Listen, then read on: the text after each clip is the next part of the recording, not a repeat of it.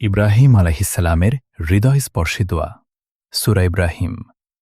যে দোয়া কেয়ামতের দিন কাজে আসবে। রব্বানা গফির লি ওয়ালি ওয়ালিদাইয়া ওয়ালিল মুমিনিনা ইয়াওমা ইয়াকুমুল হিসাব।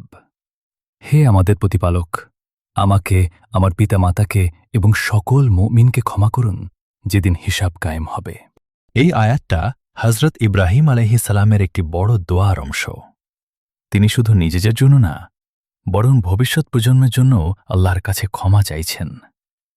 তিনি মক্কা অঞ্চলে বর্তমান কাবা শরীফের জায়গায় তার স্ত্রী হাজেরা আলাইহিসসালাম ও ছেলে ইসমাইল আলাইহিসসালামকে রেখে যান আল্লাহর নির্দেশে।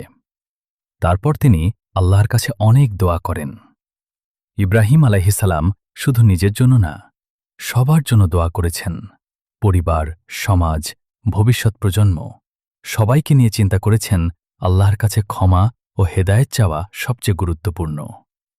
প্রতিদিন এই দোয়া পড়ুন, আমিন ইয়া রাব্বুল আলামিন।